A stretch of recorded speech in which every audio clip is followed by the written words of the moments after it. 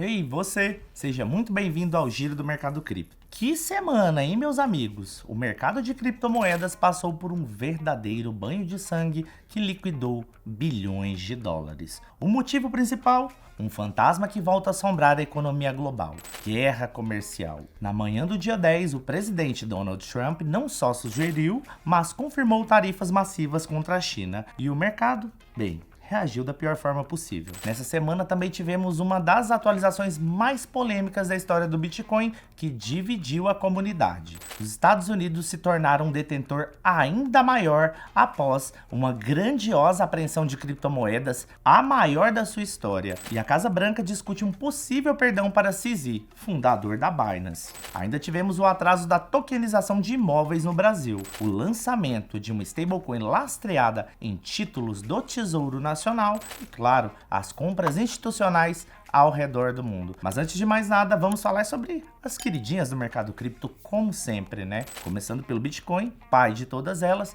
que sofreu um forte golpe. Tudo começou na noite do dia 10, quando Trump anunciou tarifas de 100% sobre as importações da China, reaquecendo o medo de uma nova guerra comercial. A reação do mercado foi imediata e brutal. A queda foi uma combinação de fatores: traders super alavancados, um efeito cascata de ordens automáticas de venda e a baixa liquidez de uma sexta-feira à noite. O resultado disso? Cerca de 19 bilhões de dólares foram liquidados e o Bitcoin chegou a bater 101 mil dólares. Apesar de todo o pânico, os ETFs à vista de BTC mostraram resiliência e voltaram a captar recursos na terça-feira, provando que o investidor institucional segue com uma visão longo-prazista. Já o Ethereum, a altcoin de todas elas, também sentiu o impacto e caiu junto com o mercado. No entanto, a atividade na blockchain segue em níveis recordes, com um aumento constante no número de endereços ativos e transações diárias. Além disso, assim como os de Bitcoin, os ETFs de Ethereum também registraram entradas líquidas, mostrando que o apetite por Ether continua altíssimo. Ao meio-dia de quinta-feira, o Bitcoin estava cotado em 109.437 dólares, com uma queda de 1,5% nos últimos 5 dias. Já o Ethereum estava cotado em 3.926 dólares, com uma valorização de 4,7% nos últimos 5 dias. E entre os ativos que mais se valorizaram, tivemos a Zcash do token ZEC, o BitTensor do token Tau e, em primeiro lugar, tivemos a Synthetix do token SNX. Já entre os ativos que mais caíram na semana ou que estão em promoção, caso você seja otimista e ou caso eles tenham bons fundamentos, tivemos a Mix Finance do token Mix, seguido pela Plasma do token XPL e a medalha de ouro do último inferno de Dante, nós tivemos a Artificial Super Intelligence Alliance. Continuando a escalada da semana, além de todo esse caos no mercado, o Bitcoin passou por uma atualização no último domingo. Mas Eduardo, como assim atualização no Bitcoin? Conta pra gente essa história aí. Pois muito que bem. A versão 30.0 do Bitcoin Core, que é o principal software da rede, foi lançada. A grande polêmica é o aumento do espaço para dados no campo Open Return, que saltou de 80 bytes para quase 4 megabytes. Essa mudança, considerada a mais controversa da história, não agradou a todos, pois há um temor de que isso incentive o armazenamento de dados desnecessários na blockchain, aumentando o seu tamanho. Nas redes sociais, a comunidade está bem dividida, com alguns recomendando o uso de versões antigas ou softwares alternativos como o Bitcoin Notes. E esse é um conflito na comunidade que não víamos há anos e que vale a pena acompanhar de perto, viu?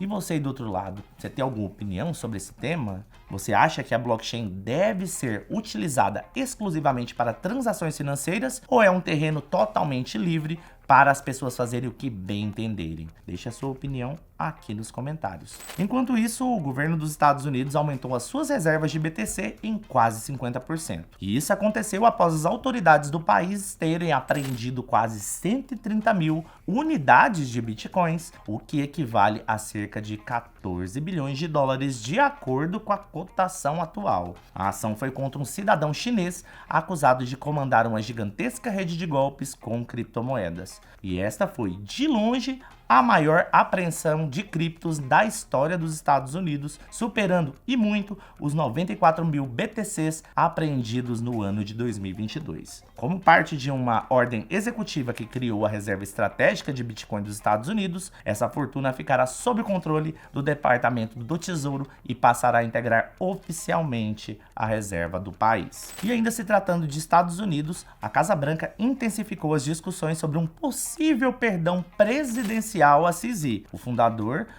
e maior acionista da Binance, que é a maior exchange do planeta. Para quem não se lembra, CZ deixou o cargo de CEO da Binance após um acordo com a justiça americana, onde se declarou culpado de falhas nos processos de combate à lavagem de dinheiro, entre outras coisitas mais. E agora, alguns conselheiros do presidente estariam argumentando que as acusações foram excessivamente rigorosas e que o caso não justificava uma condenação criminal. Segundo fontes, o próprio presidente estaria simpatizando com a ideia do perdão. E caso isso se concretize, as implicações seriam enormes, para dizer o mínimo, hein? Um perdão poderia pavimentar o retorno de CZ à liderança da Binance e reacenderia o debate sobre o papel da política na regulação das criptomoedas. Isso seria um sinal de uma postura potencialmente mais amigável do governo com o mercado cripto de modo geral. Mas, por enquanto, é apenas especulação e nada disso está definido. Descendo para terras brasileiras, tivemos um balde de água fria para um dos setores mais promissores da tecnologia blockchain. A Justiça Federal suspendeu uma resolução do Conselho Federal de Corretores de Imóveis que tentava criar as primeiras regras para a tokenização de imóveis. A tokenização, que é basicamente transformar um imóvel, uma fração dele, em um ativo digital negociável, promete revolucionar o mercado imobiliário, trazendo mais liquidez e acessibilidade. No entanto, a decisão da Justiça expõe o grande impasse que ainda existe entre a velocidade da inovação tecnológica e a lentidão do sistema jurídico tradicional. Essa decisão se soma a outros episódios recentes que mostram uma certa resistência do judiciário brasileiro em abraçar essa nova realidade, criando um cenário de incertezas para o setor. Aliás, recentemente nós fizemos um vídeo aqui no canal explicando tudo sobre os Real World Assets. Se você não sabe o que é, clica aqui no card que você vai entender tudo sobre os RWAs. Mas nem tudo é obstáculo no nosso país, viu? A empresa Crown anunciou o início das suas operações no Brasil com o lançamento da BRLV, uma stablecoin lastreada em títulos do Tesouro Nacional e atrelada ao real. Ela funciona de maneira semelhante às gigantes USDC e USDT, mas com um diferencial importante no lastro: as letras financeiras do Tesouro, LFTs, que oferecem mais segurança. Segundo o CEO da empresa, essa estrutura garante liquidez, transparência e segurança, criando um ambiente regulado para que instituições financeiras possam usar o real de forma programável. E para fecharmos a escalada da semana, vamos às compras institucionais. Enquanto muitos vendiam em desespero, a Orange, empresa brasileira, realizou a sua segunda compra semanal seguida de bitcoins, adquirindo mais 16 unidades de BTC. Com isso, a empresa chegou a 3.691 bitcoins na sua tesouraria. Ao mesmo tempo, a gigante Strategy anunciou a compra de mais 220 bitcoins. A maior detentora de BTCs do mundo agora possui impressionantes 640.250 unidades de BTC. Mas, para mostrar o outro lado da moeda, a japonesa Metaplanet viu as suas ações despencarem 12% na bolsa de Tóquio. A empresa que adotou o Bitcoin como principal ativo de reserva agora sente todo o impacto da volatilidade. As suas ações já caíram mais de 70% desde o pico